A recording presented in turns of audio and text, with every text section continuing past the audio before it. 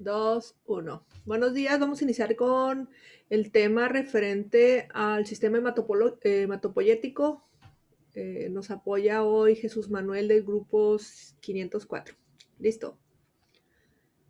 Buenos días. Vamos a empezar hablando con unas generalidades de la sangre. Empezamos hablando que esta es encargada de contribuir a la homeostasis y cumple tres funciones principales, la cual es el del transporte de oxígeno, regula la temperatura y el pH del cuerpo y también es encargado de eliminar agentes patógenos que se encuentren en el organismo. Alguna de las características de la sangre, de lo más para abajo, alguna de las características físicas de la sangre es la de que es más viscosa y densa que el agua. Más para abajo, maestra. Ya en las características. Esta es más densa que el agua, repito, tiene una temperatura normal de 38 grados centígrados. Su pH normal va desde 7.35, a veces tiene 7.4 y puede llegar hasta 7.45. Si su pH es menor de 7.35, se le llama una acidosis, y si este pH sigue bajando puede causar la muerte, incluso si se encuentra a un valor alto de 7.45, puede causar la muerte, y este fenómeno se llama alcalosis. El color va a variar dependiendo de su cantidad que tenga de oxígeno. Si recordemos que la sangre arterial es de color rojo brillante y la sangre venosa es de color rojo oscuro, y constituye aproximadamente el 20% del líquido extracelular y alcanza más o menos el 8% de la masa corporal total. Pasamos lo que viene siendo a sus componentes, que son dos. Uno es el plasma y los otros son elementos celulares que están compuestos por células y por fragmentos celulares. Hablando de hematopoiesis, este es el proceso a través del cual se producen los elementos por la sangre, de lo más para abajo.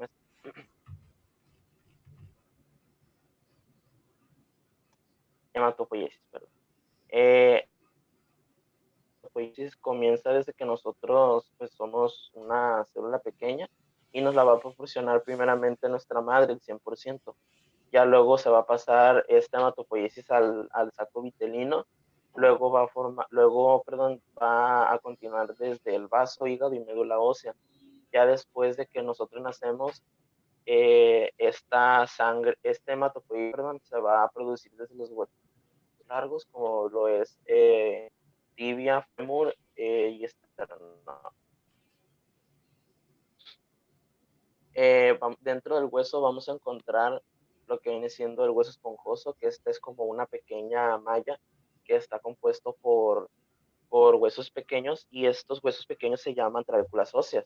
Dentro del hueso vamos a también encontrar lo que viene siendo las dos tipos de médula, que es la médula amarilla, que está compuesto principalmente de grasa, y la médula ósea roja, que es la que es donde se concentran todo lo que es la célula madre, y de la célula madre es donde se van produciendo cada uno de los componentes de la sangre, o sea, los glóbulos rojos, blancos y plaquetas.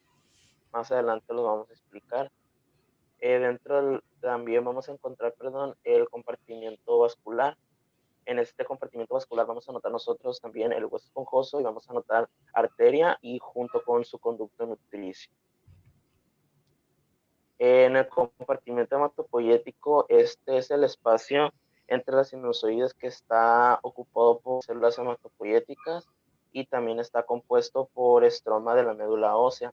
Algunos de las células que podemos encontrar aquí son los eosinófilos, los adipocitos, etc.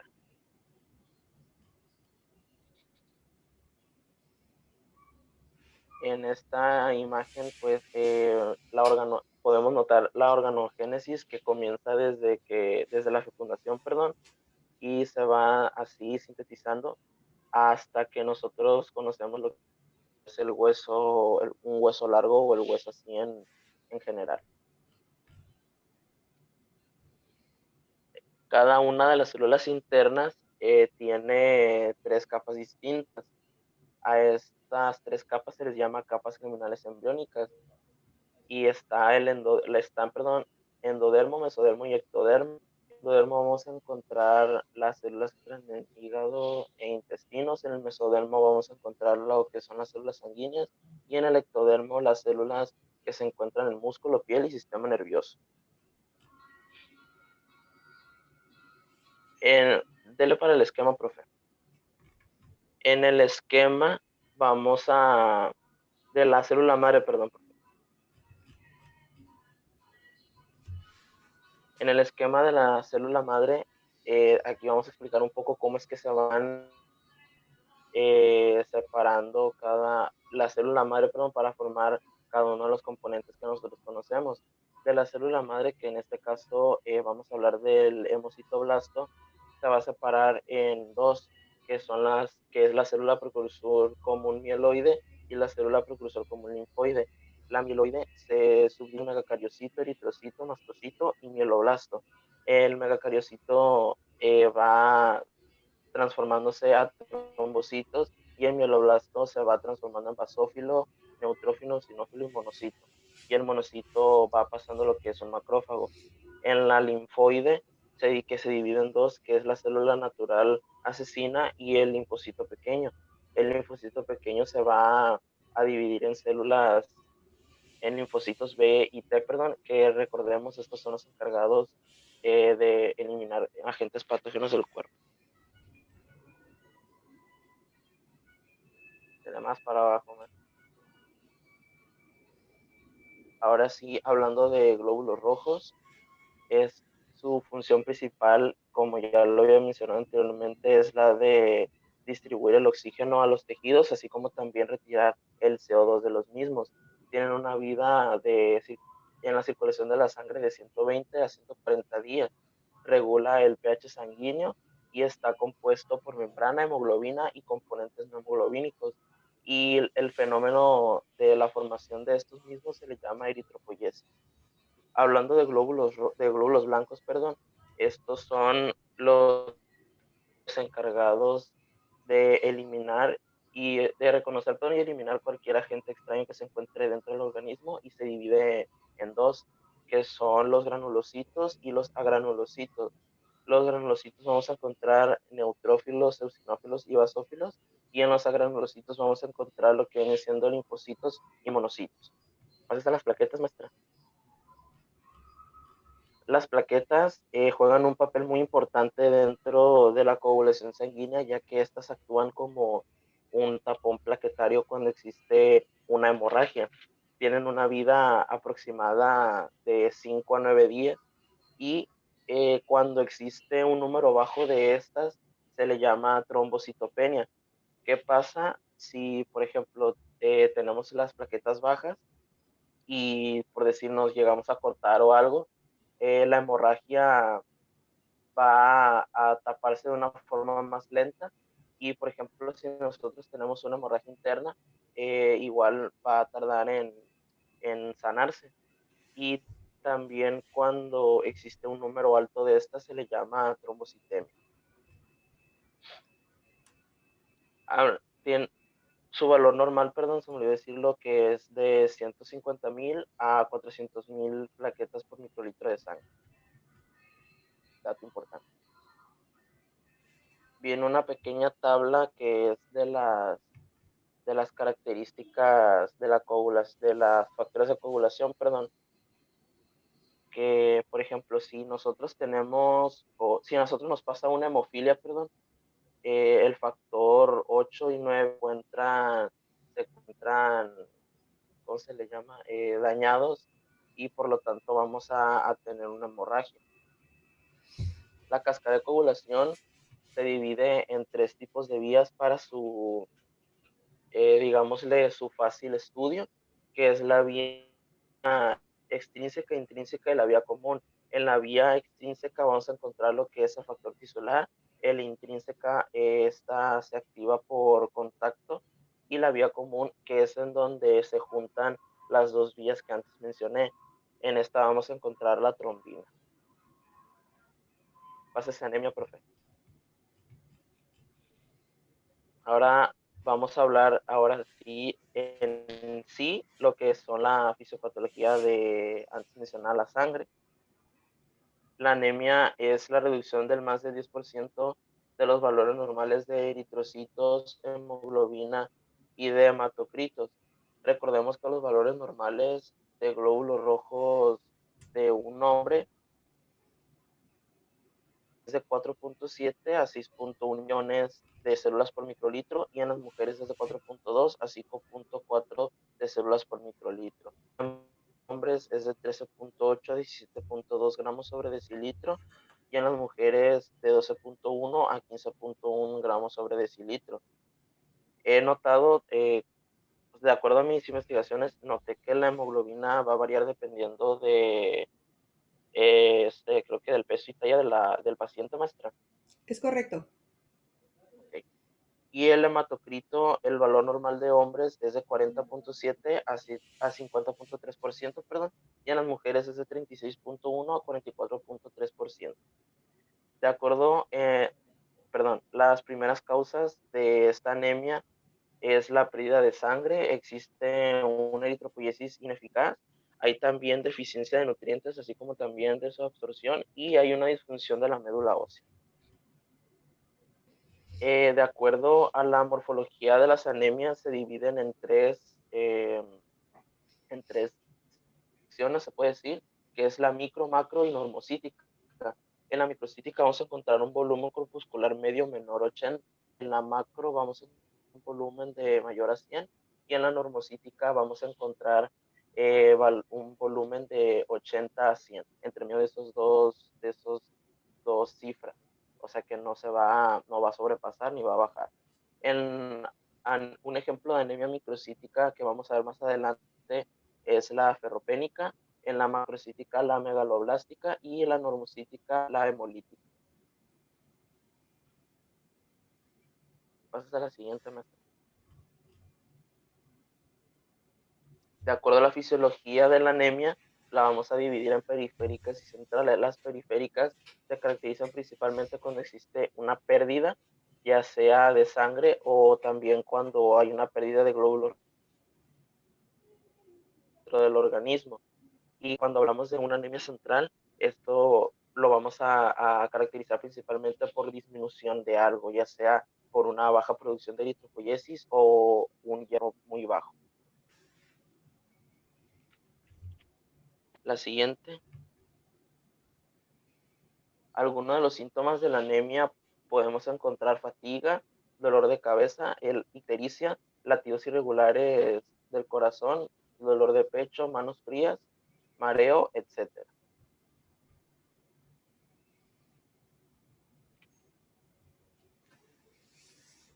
Para diagnosticar esta enfermedad es necesario realizar un examen físico donde debemos evaluar el cuidado de la piel.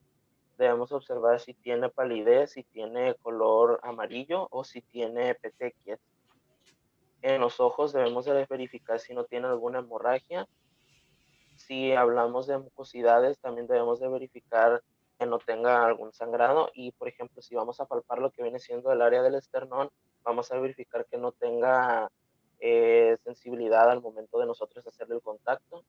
En sus antecedentes linfáticos se los debemos de revisar y también debemos de verificar si no hay soplos cardíacos. Y para la manera más efectiva de revisar esta anemia es, por ejemplo, cuando se hace un examen extendido de sangre periférica. Cuando hablamos de anemia megaloblástica, esta afecta principalmente lo que viene siendo los eritrocitos, que son médula ósea. Y una de las causas principales de esta anemia es por la deficiencia de vitaminas B12 y B9, pero a veces puede ocurrir por alguna anomalía congénita o cuando existe alteración del metabolismo. Esta enfermedad se caracteriza por la presencia de macrocitos ovalados, perdón, y de células con forma de lágrima y también de megaloblastos. Debido a la falta de B12 y B9, la maduración nuclear está muy retrasada. Algunas de las causas por mencionar de esta anemia es la fatiga, la dificultad respiratoria, la gastritis y disminución de la hemoglobina. Para diagnosticar esta enfermedad es necesario pues el debido tratamiento de, o digo, necesario realizar un hemograma completo con fórmula que, de acuerdo a lo leí, porque busca parte de esta anemia, esta es la prueba más común que se realiza en este tipo de pacientes.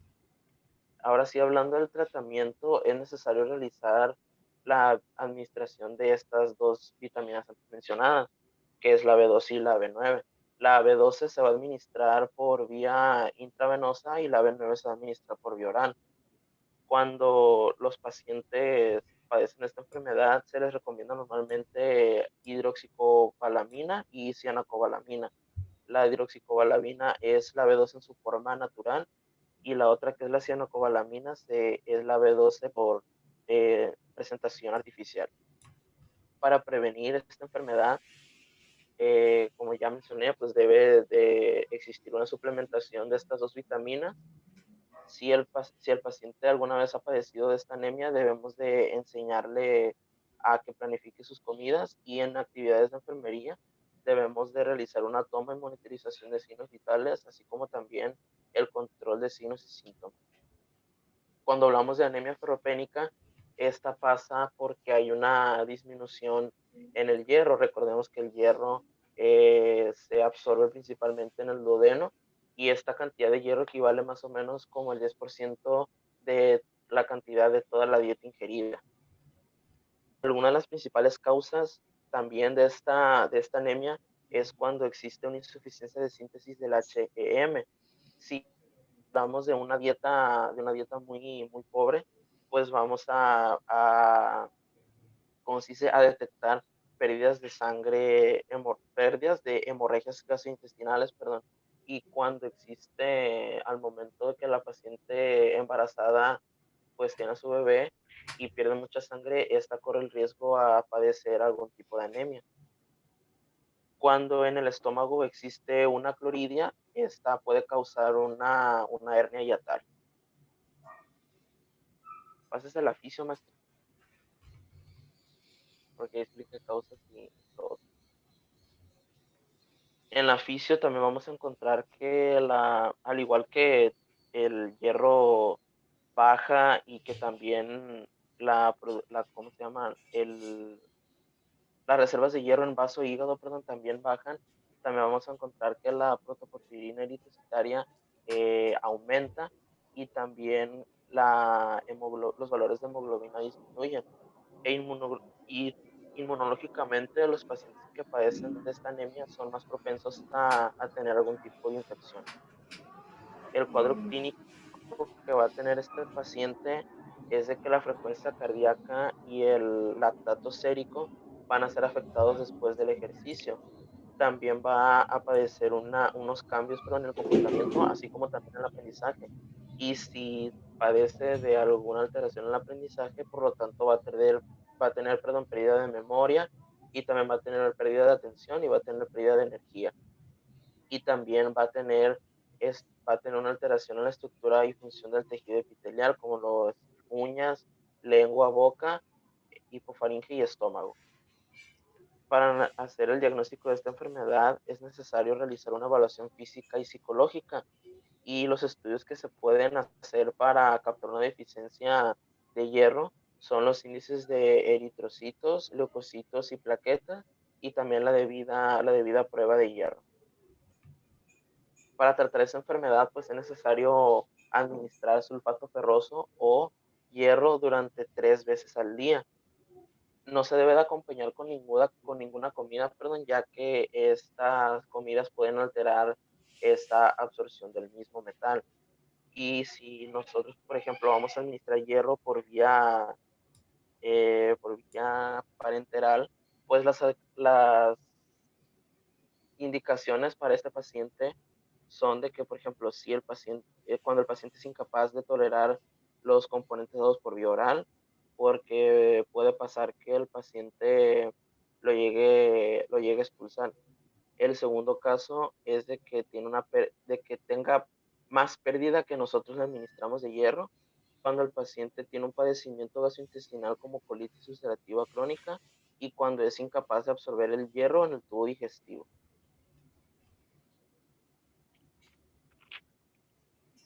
Para prevenir esta enfermedad, pues es necesario consumir alimentos que sean ricos en hierro, como lo es las legumbres, los cereales integrales y frutos secos, y también los alimentos que sean ricos en vitamina C, como lo es el caso de frutas y verduras. Los alimentos de origen animal que son ricos en hierro son los moluscos, mariscos, huevo y pescado. No se debe recomendar carne roja y vísceras en estos pacientes porque aparte de que las carnes rojas y vísceras pues no son recomendadas como un contenido en exceso debido a que incrementan el metabolismo, pues la carne roja no tiene mucho contenido de hierro. Cuando hablamos de anemia hemolítica, esta es muy parecida a la anemia debido a que pues también existe una disminución del más de 10% del valor normal de cada uno de los componentes sanguíneos. También hay una respuesta eritropoyética enérgica, pero esta anemia va a pasar debido a una transfusión de sangre que se hizo de manera errónea. También en la fisio vamos a encontrar que hay una destrucción de hematíes o eritrocitos y que también existe un ataque de glóbulos rojos contra glóbulos rojos. Quiere decir que estos mismos se destruyen en esta enfermedad. El cuadro clínico son los grados variables de anemia, perdón. Existe ictericia, existe una destrucción de glóbulos rojos en gran cantidad en un periodo corto de tiempo, también llamado crisis hemolítica. Hay un agrandamiento del vaso y piedras en las vesículas, también llamado colelitiasis. Se clasifica de acuerdo por presencia clínica, en aguda y crónica, y según el sitio de hemólisis, que se puede ser intravascular o extravascular. Cuando hay defectos por vía intrínseca y extrínseca, cuando hay un defecto en vía intrínseca, quiere decir que esta anemia se heredó, y cuando existe un defecto en la vía extrínseca, quiere decir que este paciente adquirió esta enfermedad. Para diagnosticarla, es necesario realizar una prueba de laboratorio que refleje un aumento de destrucción de eritrocitos y aumento compensador de velocidad de formación de glóbulos rojos. Para tratar esta enfermedad es necesario realizar una transfusión sanguínea, esta vez sea correcta. Debemos de administrar esteroides. Si la anemia ya se convirtió en un caso un poco más grave, debemos de hacer una esplenectomía, perdón, que esta consiste en una intervención quirúrgica en el cual vamos a eliminar por completo o parcialmente el vaso, y también vamos a administrar inmunosupresores. Para prevenirla es necesario pues, realizar un cuidado en las transfusiones sanguíneas, y en las actividades de enfermería vamos a realizar las mismas que en la otra anemia, que es el de toma y monitorización de signos vitales, así como también el cuidado de sus signos y síntomas. Cuando hablamos de anemia plástica, esta es la más común y es la más grave de acuerdo a los síntomas que tiene insuficiencia de médula ósea. Se va a clasificar como primaria cuando el trastorno se hereda, en idiopáticas cuando se conoce la causa, y en secundaria se identifica la etiología.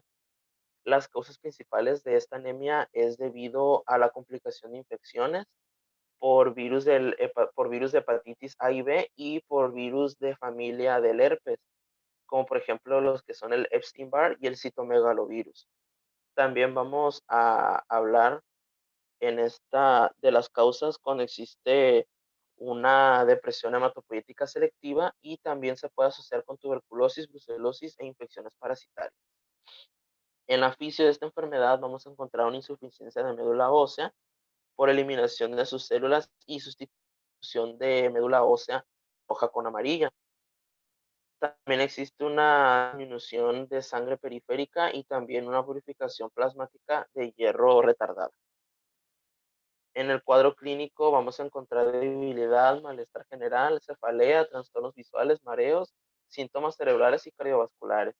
Para diagnosticarla es necesario realizar una exploración física, realizar una biometría hemática y debemos de realizar una biopsia de médula.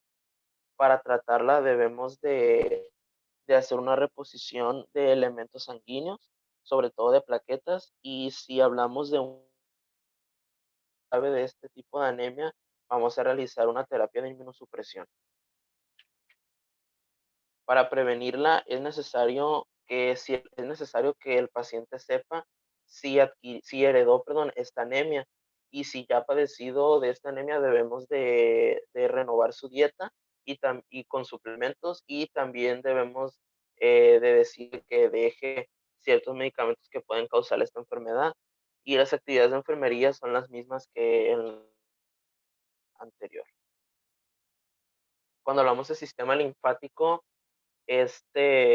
vamos a hablar de que cumple 3 funciones principales, la que es el drenaje de líquido intersticial, perdón, es el transporte de la linfa y facilita la respuesta inmunológica. El sistema linfático se compone de distintas ramificaciones y de 2 órganos importantes, como son el vaso y el timo. El vaso es el encargado de filtrar la sangre, así como también la eliminación de los eritrocitos viejos que se encuentran en la circulación general, y cuando tiene respuestas inmunológicas, esta las hace de manera citotóxica o humoral. Cuando tiene respuestas inmunológicas citotóxicas, quiere decir que elimina células infectadas por virus o cancerosas, y cuando tiene una respuesta inmunológica humoral, esta va a atacar a los virus que se encuentran en el plasma y el líquido intersticial. En el timo, este se encuentra entre el esternón y la columna vertebral. Este espacio se llama mediastino superior y se divide en corteza y médula tímica. En la corteza vamos a encontrar los linfocitos que empiezan a multiplicarse, y en la médula tímica estos linfocitos van a disminuir debido a que van a cumplir su función, el cual es de eliminar antígenos y células dañadas por virus.